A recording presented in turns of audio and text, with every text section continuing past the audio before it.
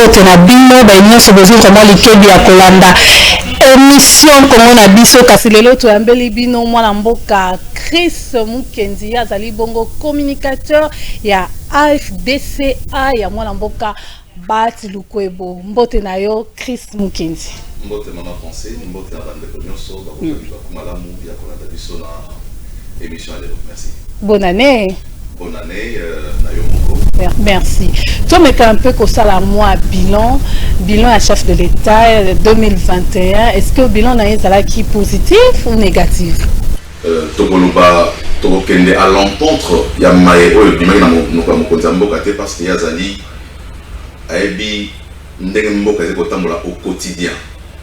Donc azali mieux informé parce que action gouvernementale et utaka na vision oyo morazali nango.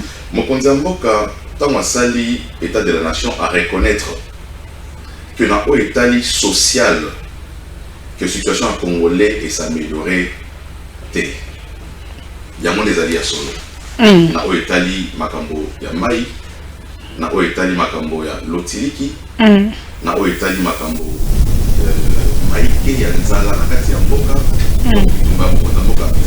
il y a gratuité pourtant toujours la paix sociale y compris gratuité. Au-delà, il y a tableau tout ça pour prendre, pour reconnaître un peu par effort et ça, il y a un secteur tout ça pour le parler. Mais là où est la gratuité, vous avez dit que maintenant, on peut dire Mboka, à ce pouvoir, gratuité, ça qui est déclaré dans Mboka, il y a solo, ils en ont moins de caractère non moqué, mais il faut tout reconnaître que Banda, Félix Tshisekedi a eu pouvoir, gratuité, comment effectif dans la Mboka. Alors que, constitution Mboka, la mission est promulguée depuis 2006, bateau basé dans régime à Liboso, batika la table moko te pour appliquer gratuité. Donc les lots il faut retirer mon actif à Mokonza Mboka, l'histoire. T'as une gratuité résultat?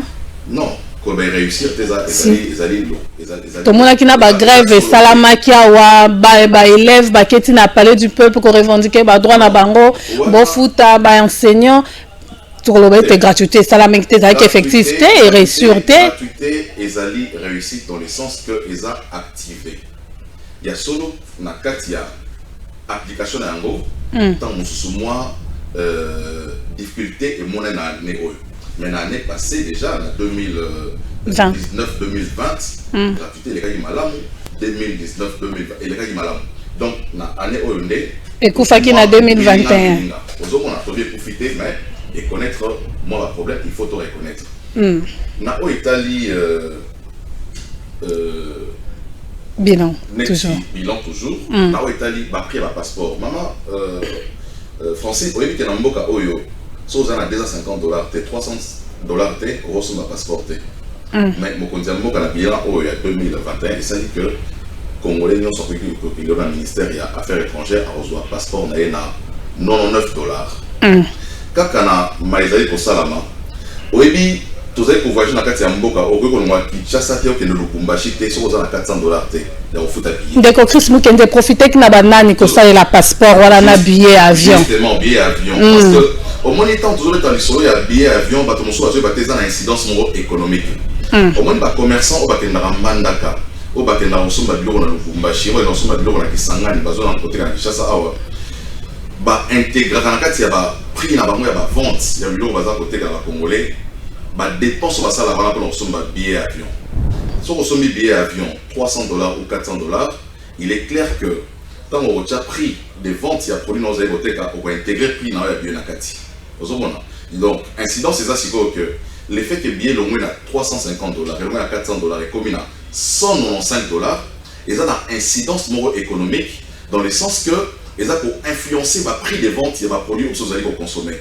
Donc ce qui n'est moto akendaka kisangani kosomba ba mbisi to kosomba ba makapu ya oteka biso so ba ndeko teka onta mususu makapu mo ba oteka $50 avec réduction à prix à billet les kapo ba oteka $50 pour kosomba on lota mususu na $5. Siko ba oyo ba biso yo tango yozo ba tozota lo ba mama abilanga ba mama o bazana ba kinsuka o aza amona rapona $90 eza lokola million moyen ça la passeport ezate même atabo kitisi billet avion na $150 moyen foot ezate est-ce que peuple wana petit peuple azana besoin ba kitisi les billets avion ba kitisi les prix à passeport tu azana besoin ba kitisi les non piodi. Mais effectivement, tout ce qui est na social, tout ce qui est mabungu ya ba congolais. Tout tanga ba élément o isalami, parce que si ngana tanga ba makambo o isalami na naza kotanga.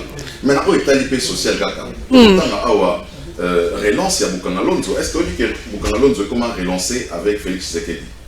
Et que depuis quelque temps, oui, on s'est procuré Massangu na 18 000 francs congolais les lots. Donc ça veut dire que tout le temps sur Massangu ils a delay. Bande on a besoin de mosala kanya makase c'est obaze ba kuluna po tuzali ko boma en opération ni kofi na vision mo konzambo gazwaki alobi ba tinda bona kanya makase c'est ba mosala bilanga lelo ba masango eza kokota na kati ya Kinshasa ezo na kati ya mboka biso atake balo ango peza mwa mokezo koka kini mobimba te zo koka Kongo mobimba te omoni mosala eza kosala na ezo sala moke mosala mo te sala mbala moko ebongisi mboka mobimba.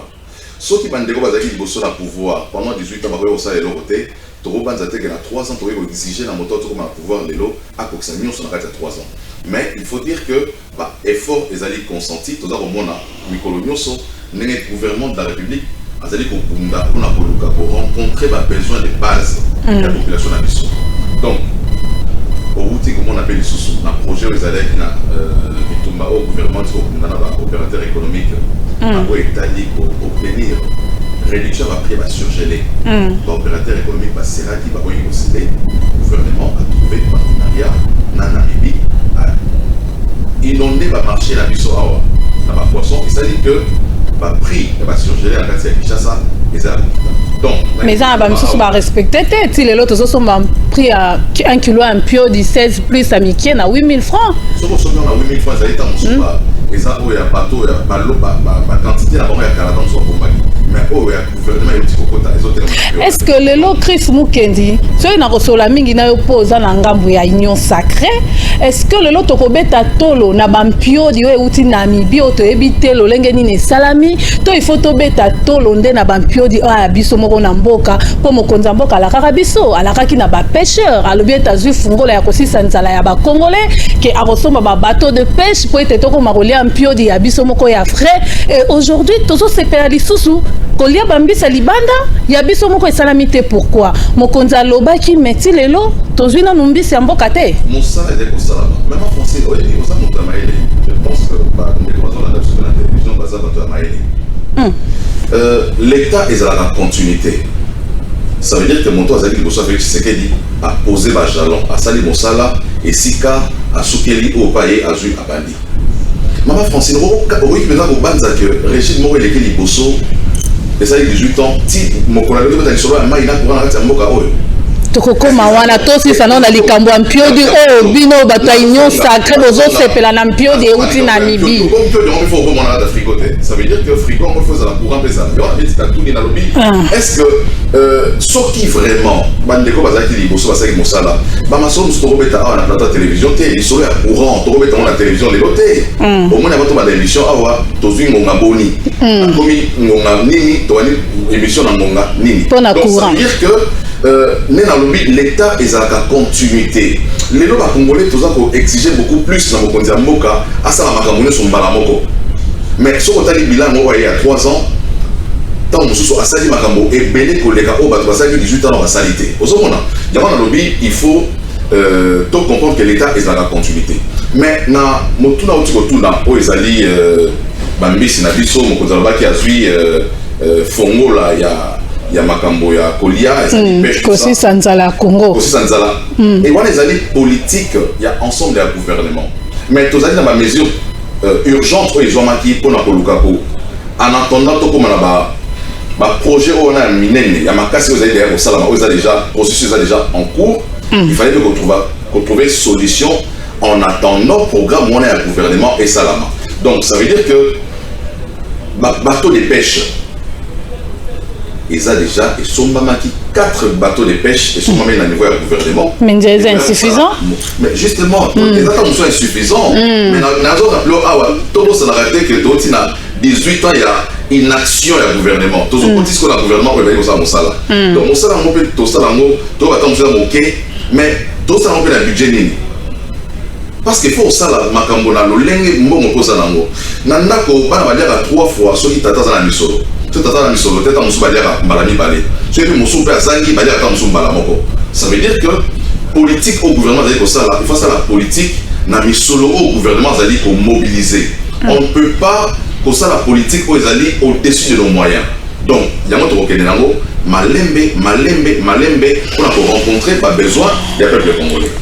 Donc, il faut retenir que le gouvernement de la République a vraiment déterminé, il y a Robin Sambo qui a la misère, il y a relancé le projet à Bukamalonzo, a relancé le projet où il y a pêche.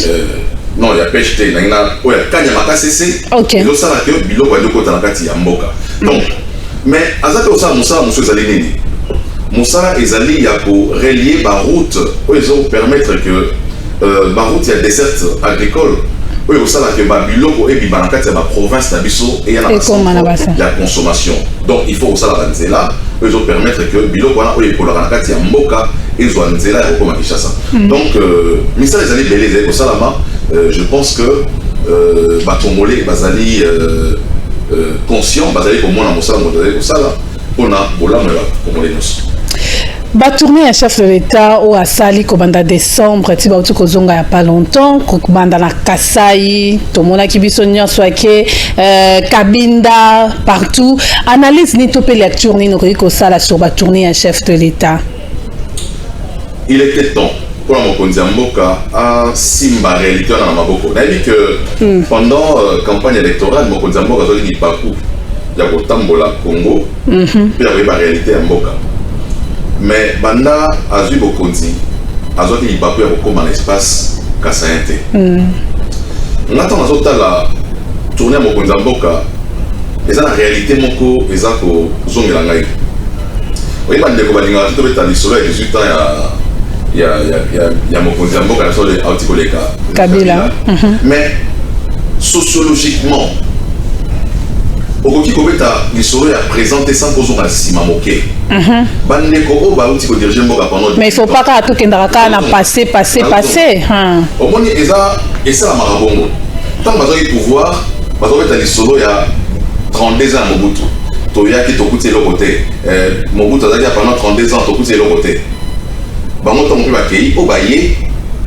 Et ça a référence toujours l'État comme l'État et ça a continuité. Pas comme il est lopé à Rotala dans 18 ans au Baouti Kolongwa. Ça il faut ça l'année.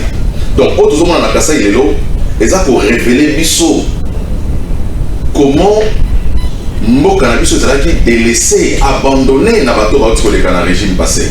Nous sommes dans la Bisso il y a PPRD bazo sur une image il y a besoin de moto ya Mokondiamboka ndenge na kati ya potopoto bazotombola yango baza koseka te eza question bande ko pe perdre bazoseka te eza question moto nyonso amoni ezolekela ye c'est par là bazolobete Mokondiamboka ndere service ya sécurité na yeso sa musala ndenge longo bani te ça n'a rien à voir avec le service à sécurité Mokondiamboka il faut à se rendre effectivement compte la réalité au peuple congolais azali ko vivre si Congolais a la misère, il faut Mokondiamboka à palper misère. Ça n'a rien à voir avec les questions de sécurité. Mais seulement, ils ont révélé Bisso Nini. Ils ont révélé Bisso Lolenge Bandekwana. Ça, ils vont s'arrêter.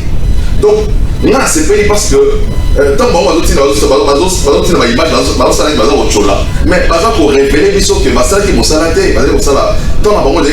Mais tant que Mokondiamboka mais asali musala toka kete budget bimaki pona kobongisa Kasai wana ebela mbongo bimaki et le lot salité il faut IGF enquêter même sur ma collaborateur à chef de l'État. Je suis tout à fait d'accord avec si tu vas taper perdre ba paiement non l'État est à continuité donc ça sauter tout ça la référence à 18 ans l'olenge morope bango na 18 ans bango et pesa qui monter ça la référence na 32 ans à Mobutu. Et ça c'est ça la sociologie. Donc au nom de la continuité à pouvoir des Arabongo. Donc Europe et service tout le maintenant va décoller 18 ans à l'autre côté tant tout le monde a dit là Kasai n'est pas allé. Si vous Kasai est allé comment pour l'année. Ceux qui vont conduire à Zalaki n'a pas de donc Kasai cause à l'autre qui est allé. Donc il est clair qu'aujourd'hui, mokonzi mboka ba projet zali lancé ouais chine gelou. À mon pays mon bimaki ta monsieur belé c'est mon salaire moké. Il a sonné la sonnette d'alarme aussi à lui bato faut pas kangama. Donc et si quand moyi les ali motofo akangama parce que monsieur les bimaki pour mosala et ça mosala lolenge et c'est la maquité. Donc il est clair que c'est la justice et ça la que mboka que les liboso tout ça dans un régime où ils allaient à état de droit tout les sous impunité dans la mboka ce qui motoyibi il faut akangama ils allaient mbongo ya Félix sécurité ils allaient mbongo ya gouvernement ils allaient mbongo ya peuple congolais ils allaient mbongo ya contribuable congolais on a dit que ça à travers taxe vous allez foutre impôt vous foutre TVA il y a moins ça la trésor public donc les lots il faut tout bien la impunité motonio soit des problèmes bon à l'état et si quand ils allaient boloko l'État le bien comme taxe les cambas ram et ça la benza nini ram o le longai na comprendre raté mais quand on koyep ça na ba imbo kapo ba tungisa nga pe mingi mama les cambas ram e ko sila te o tie unité sans unité ba longoli sans unité ba longoli mbongo ram e kendara wapi naza mieux placé pour nous parce que bon arabe et kenda on a quand même la carte union sacrée naza mieux placé je pense que moi na mboka o azali chargé na ba question wana aleka na l'Assemblée nationale à répondre à mituna o wana nyoso mais o eza ko intéressé mais convaincre peuple congolais te na ba mituna nyoso ya répondaka résolution à l'Assemblée nationale na résolution à Sénat au balobi il faut gouvernement à supprimer RAM. Il y a des intéressés. Et pourquoi bazo supprimer en côté jusqu'à ces jours? Justement, il y a un lobby, il faut le gouvernement à la qui c'est obstiné dans le Assemblée nationale, il faut jouer un rôle naïf. Pour Bélissa, numéro 1 gouvernement. Ce qui Assemblée nationale, Sénat va formuler la résolution et que le gouvernement a appliqué la résolution en athée, il revient aux députés nationaux, il y a ça. Premier ministre de l'Assemblée nationale, moi, ça l'a sanctionné. Donc, moi, je suis d'accord que Ramez a supprimé parce que les gens vont congolais. Grave. Déjà, au départ, les selon moi, Ram va être un mal monté. Ce qui va expliquer aux Congolais que Togozoa, Bino Nambo unité pour réaliser Songolo Pakala, tant que Congolais vont comprendre. Mais aussi, la manière d'avocat et la moi, elle est tellement brutale. Au Tchessan unité, basé au Nyoso. Ce qui est que au Tchessan unité basée au unité, basée au 10% en recharge, pour que comprendre bien fondé à RAM, et puis rien qu'on fout un mot sans problème. Voilà. Donc les lots, il est clairement établi que bande Kwasali n'a budget là c'est un retracé dans la budget, donc il faut qu'Assemblée nationale à ça la mosala aux alliés et dans les députés, dans sénateur bande Kwana des fois ça mosala va interpeller le gouvernement de la République. Alors, moko makamoko zomona na kati ya pouvoir vu que vous en na kati ya union sacrée et ça makamso zomona ezotinda ozonga na kati ya opposition pour bosala moi 37 ans na kati ya opposition ba makambo bo telemelaka lelo ezo continuer sous le régime actuel. Alors moko zo révolté yo ils ont révolté mais ozomona un problème il y a l'homme congolais. Oui bah tunaka papa Léon Kengo Dondo ce qui pour la ligne mboka na biso bana indépendance doit hôtel matin. Alors ils allaient cambier homme congolais. Donc homme congolais ça veut dire que à Rosa Monta la Muka, à Rosa Monta FC, à Rosa Monta la cash, à Rosa Monta on fait IDPS. Donc ils ont nature na biso tous ala lolenge ni biso congolais. Donc moi je crois que au-delà du fait que régime Zaki Liboso et Gérard Kimabé, mais ils ont une mauvaise gestion tant nous allez lier la nature congolaise. Congolais Gérard Ramala Moté, hein, tant nous l'olé na aux alliés. Mais avant il faut pas mesure d'encadrement et ça là. Il faut impunité et ça la banni. Il faut justice et ça la mosala non et ça là que moto et que soit il mbongo ya l'état soit les alliés boloko sanction les alliés makasi les alliés sévères ba boboto les loko na nyonso ba koteka yango pour nous sambo na kati ya kesa l'état.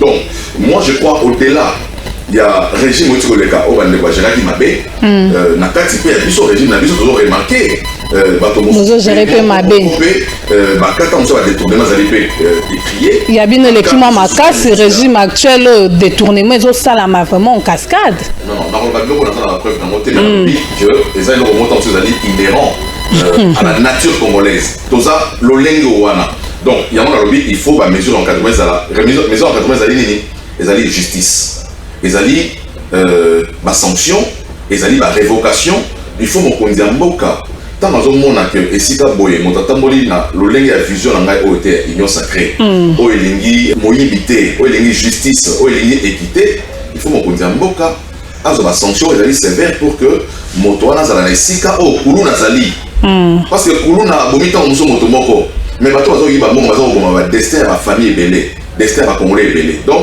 moi je suis pour que état des droits ezala effectivement des mises na kati ya mboka moto fana na kobanga l'état lelo bato bazobanga l'état te. Est-ce que bamiyibi nyonso bakangaka na boloko mpona détournement ntango bamiyibi wana babimi na bao babimi te bana na boloko, est-ce que bazongisi mbongo ya l'état bambongo ya l'état ezosonga omoi kozongisa mbongo ya l'état ezali condamnation oyo euti na justice bakokanga moto po ayibi mbongo ya l'état bakangi ye, mais il reviendra à la justice ntango akoprononce droit akoloba ok moto ayibaki mbongo na baterme ya condamnation oyo ezali euti na justice balobi il faut bokanga babien na ye nyonso boteka yango bozongisa mbongo na kesa l'état. Donc c'est là la responsabilité de la justice.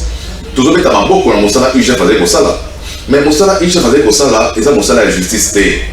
Il faut ezala relayer maintenant par mosala ya justice qui malheureusement mokonzi ya mboka reconnaître que justice na biso ezali na mou ozomona azo reconnaître que ba réforme il faut ça dans la justice en termes ya ba structure ya justice mais aussi en termes ya ba animateur. C'est alors que pendant le discours devant l'état de la nation il faut placer l'homme qu'il faut à la place qu'il faut. Mokonzi ya mboka a relevé qu'il y a plus d'une décennie qu'il n'y a pas eu de mise en place d'un niveau de magistrat. Ça fait plus de 10 ans qu'on n'a pas nommé de nouveau magistrat. Donc, il faut savoir à un niveau où on a ce lobby espérer qu'on soit justice, n'a pas animateur, au Bazali, qu'on comprenne la vision de Mokonzi ya mboka pour que l'état des droits et la sous discours et la slogan. Comment vous trouvez le comportement des collaborateurs et chef de l'État, topé conseiller chef de l'État? Bon, je pense que Maïtozali, comme on a dérive, autant je suis à certains, parce que ça va tenir sauter, moi autant je suis balé, parce qu'on s'est comporté ma bé, na ici Bazali.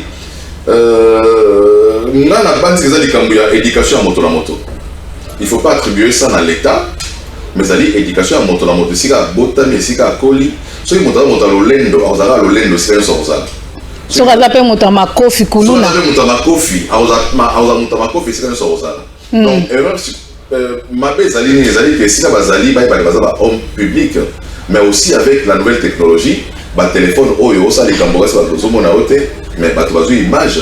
Et ça dit que et nuire la réputation. Conseiller à chef de l'État, Zofinga Moutou, langage facile, conseiller à chef de l'État, Zobeta Makofi. Ça réduit pas le chef de l'État? Non, je ne pense pas que les alliés pour réduire le chef de l'État, comme infraction, ils ont le rôle individuel. Donc, montant l'indication, peut-être que tant que mon condambo habite le montant c'est comportable. Parce qu'il vous a mon condi, montant ça respect. Selon Yona Donc, moi je crois que c'est une question éthique. Éthique, il y a montant tant aux a pour assumer. La fonction, la fonction à l'État, il faut dans le lengue, il faut se tenir. Il faut dans le lengue, il faut au lata. Le lengue, il faut se comporter. Donc, ça va dépendre de ce qu'on moto la moto, n'est dans le lobby. Et ça fait l'éducation de base. Si vous moto, l'accès au fin, attends, on a moqué. Au fin, après, il y a des mokolo. Et ça fait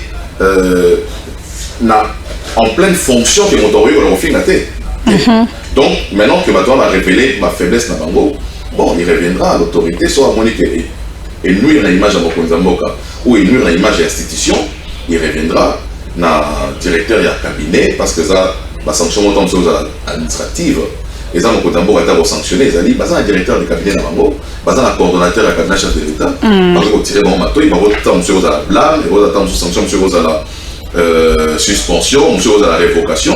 Il reviendra dans Makonzi, Batala, degré à sanction, il va infliger dans Batouana en rapport avec la faute qu'on va commettre.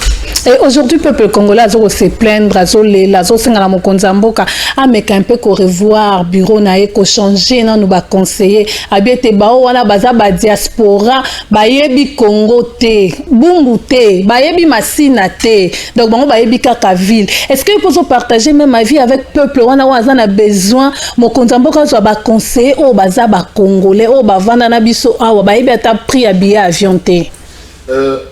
Et comme ça, la discrimination, c'est toujours les solos, toujours Kabola Congolais, à Poto, na Congolais, à Kinshasa, parce que Bisson, toujours Congolais. Bisson, toujours Congolais, Toboï, Tekasi, oh, Bisson, Baoto, Vandi, Awa, Toebi, Kini, bien. Bao, Baouti, Poto, Balé, moi, Biftek, Balé, difficulté des alarratés, Yango, le peuple, a souffrir. Slogan, Babisa, c'est le peuple d'abord, Tokanisa, Kekola, Tanzo, toi, peuple, mais peuple, Wana, Zana, nous, Azana, priorité, Tenambo, quoi, souffrir toujours, Nanzala. Bato, ça, et l'oroté, Pembe, la chef de l'État. Comment ils sont dans une élite? Une élite, a des motos à même la lumière, à même l'éclairage. Nous avons un plateau de discrimination entre Congolais ou à poto au travail dans le Katamboka. Na Congolais ou à Kinshasa qui n'a pas poto ou à éviter en réalité à Congolais, à Congolais au poto. Mais efficacité, c'est l'efficacité, il faut dans la carte à Moussa, basé au Sala. Efficacité, moi, je que il faut à la fin de la Kinshasa, comme ça, on va venir à Kinshasa, à meilleur que Moussa, basé au Sala. Moussa, pas au poto. Donc, quand c'est le rôle à salut, na bus sur la poto, bah mon inné, ça la poto ça là, mon gars, on va comme ça la sur copier coller awa, mais bah la qui c'est peut-être la limite na bango. Il reviendra quand mon konzambo kata la Congolais was aller compétent, à travers la Congolais was aller compétent. Les comme ça, les Cambouya Congolais t'es au type poto za qui ça c'est Cambouya compétence. Ceux qui ont au type poto za compétent, bah au type ça mon ça na malamu. Ceux qui ont pas za qui ça awa za aller compétent. Et ça va nous soumettre à poto, ça m'a dit la poto. Donc, ça va idée ma casque que va passer la poto. Donc, poto ça l'olaté. Et ça pega et bien il va dans la poto tant nous ça mon salaté. Mon salaire il faut tant ça ça dans la carte administration et ça dans la carte présidence de la République. Et belé. Donc, et belé peut-être mon sous na poto bon. Poto mon salaire. C'est une réalité. La poto. Donc, ça veut dire que la Congo a une expertise à ma casse les alliés. Et vous t'as mon côté un peu quand vous êtes là. Poste tel, ils ont c'est la moto, il y a critères ligne, ils ont c'est la profil ligne. Mon côté d'un peu quand on va ok, na point oyo, na mon il faut la moto tel. Mais à enregistrer peu à solo, bah erreur rebelle à bateau wana o ba otipé na kati na libanda na mboka. Mon côté d'un peu ça les bonne confiance. Et ça un régime mon côté c'est espace na diaspora le régime Matshisekedi. Tout le monde a régime Matshisekedi bata poto ba rebelle na Kinshasa. Rebelle. Ba ko ça. Et c'est le va malade parce que bazali ba congolais. Mais ça peut amener que la carte va Congolais ba yona ba poto. Mais je vais vous contacter. Azo misalo na poto na ça dans ça la kala. Azo ba mboka o ba moni ba mazana capacité oyo ba o ne moto ba ba réalité à mboka ba kitala na poto ba kota la kisenso ba kota la bumu ba kenda sanga mamba ba kenda mikondo ba to ba la réalité o wana ba nous avons moi tcha na mosala parce que la plupart de toboni bazar beaucoup plus tourner dans les affaires au moni. Erreur, mon sous tout le monde a créé et belé va concerne ils sont beaucoup plus dans les affaires que dans les travail. Et belé tant c'est bon. Bavani Libanda Yamboka longtemps. Azoni qui chasse après 20 ans, après 30 ans, Azata sur la nappe, au foot là. Et tout manière que vous avez dit, il faut son mandat, quoi, son balopango. Donc de toute manière, voilà. Comme c'est lancé. Tu as ba voix super ba conseiller belé. Bazana mi tukate. Idée na ezaka so mana mutuka. Asomba lopango mais souci à peuple ça qui na ngote. Et ça rappelle la collaborateur mon quantité et ça na ba niveau nyonso toza na ngata mboka na biso eza bongo. Mais à l'heure où tozo kin. Motivation ba congolais nyonso eza d'abord yé. Eza d'abord yé. Intérêt à peuple de l'éclaircissement. Donc il faut toyer ba que lorsque ba pression fonction à l'état priorités à rayon tes alliés intérêt général. Voilà. Mais ali rotozo kende mon konzamboka pa ko simba moto ndenge ndeko Joseph Kabila simbaka moto a lobiete azora chance te a kozala na 15 collaborateurs au basunga et ce qui le loi bima boye batunyo so ba se déranger ka ba ete mon Kabila sala mabe Kabila mema pas si pauvreté na Congo parce que azara na 15 bato malamu te a kosunge et le lope mon konzamboka ko tomber pe na kawana te na ali rotozo kende. Je crois que pour tomber dans le Kawanate, il faut avoir sanctionner. Très bien. Responsabilité, puis à ma casse, c'est ça, mon condamné, oui, en 2023, mon tarossa, mais ça, ça m'a le nazalité. En 2023, mon tarossa, mais ça, ministre Moro Azalité. Tarossa, mais ça, Félix Antoine Tshisekedi. Donc, il faut avoir que mandat où ils allaient, il y a Congo, Mobimba, Pesandi, Namaboko, Nae. Donc, à Ozala, Yemoko, devant. Destiné à la politique devant les peuples congolais. Donc il lui revient à lui, le président de la République, à comment ça la discours de roi Joseph Kabila Télobi. Alors non, je n'avais pas 15 collaborateurs. Les lois congolais sont retirés sonner d'alarme pour le bayangoté. Donc au Konzamboka, Congolais nous sur le lot, n'a pas d'opposition, n'a pas besoin de union sacrée, sonner d'alarme pour que l'objet mon konzamboka binsa langage wana te, kaza 15 personnes te. Donc il tout chose aller au wana, il lui revient maintenant. D'accord. Décider pour que à sa décision aux alliés à malamu pour un intérêt il y a Congolais. L'avantage de Félix Tshisekedi c'est quoi, c'est que aïe mboka oyo avant na nakati ya mboka. Moi na mboka bien, moi la king. Donc avant na yé na rébellion te mboka. Aïe va te mêler, aïe va compétence les uns et les autres. Il revient ya ko luka ko sepeli sa ba individu te. O baza ba camarade na eta mosusu ba kola yé ba ninga ba betela ba mobale. Mais acha moto azali compétent pour atteindre objectif aux alliés. Pour améliorer vie à Congolais. Très bien. To comme une option à souka émission, Castolo Bela Kaka, bo pesa juste une minute, to le bela dossier à Zando. Le lo Zando, to mona qui était babuki Zando, mindele batongaka. Et là na mabele, mon kontambo kayaka be visite guidée, après ça mon Congo, si le lo Zando tonga mate. To ko vivre kaka boiti mandat mon kontambo kay aussi là, Zando biso to yebara bana mikie to kotaka yango na tina bolenge na biso lelo to ko mo kota Zando comme terrain, le terrain à foot. Mon kontambo ka mandane aussi la Zando be ba tonga te. Il faut rappeler que responsabilité à Zando za mon kontambo ka tezali ya gouverneur à Villa Kinshasa. Il faut te rappeler parce que mande wazo na dabiso fa yeba. Compétence ya mambo ya Zando zali ya gouverneur à Villa Kinshasa a faillir. On ne peut pas comprendre. Mais même quand mon kontamboka kuna la kata Zando mon kontamboka kendaka. Européen na epeta muso bengi ça veut pas dire que économie kambonaï. Mon kontamboka pera na projet pour peut autant qu'il peut autant mazo lancer projet. Aïe pour la ça que na CP na projet aux sala. Au moins présence à mon kondizali ko eza ko pesa ko pesa makasi na kata projet. Mais dès lors que bon que projet les bandits eza aussi mbaté, il revient à l'Assemblée provinciale de Kinshasa. Bah député provincial au sein de les ça pour interpeller Gentini papa Gentini au bomi commerce na kati ya ville ya Kinshasa awa au bomi mosala ba maman so ba foutre na classe yo bomi yango donc il revient dans ma député provincial ça mosala na bango parce que ça va bientôt faire 2 ans que ça nous a okufa tozomona na tina ba quartier na biso ba monter la tina balabala parce que ba tu azado ba na quartier na biso ba monter ba tina balabala pour na moteka donc ça veut dire que il y a quelqu'un, un animateur politique, un gestionnaire qui a failli à Moussala Nae. Donc, la député provinciale va savoir Moussala Nabango. S'il faut interpeller Gentini Ngobila, battre la projet à niveau Nini, ceux qui montent à jouer rôle NMAB, il faut qu'on appelle la sanction à son encontre. Gentini Ngobila, ça mieux placé à la gouverneure à Villa Kinshasa. On dit maquette, hein. Pour avoir quitté Sikaotaï. Mais Bambel Bisso Maboulout. Tu peux t'attendre sur l'autre, papa. Tokomina Suka. Merci Christ Mukendi Nandengo répondre à une invitation à Bisso. Merci maman Francine. D'accord. Merci Nabayumbo Kanyonso. Balandi émission Congo na Bisso na Bokebi Katibo Landango pe samedi à 9h juste. Merci na président Gabriel Chabani, le patron, le boss de Congo Web et bonne année na yo, bonne année na bon employé nyonso à Congo Web. Ngala bino tokutani ko ezali koya na numéro ya Sikabot Kala Malamu.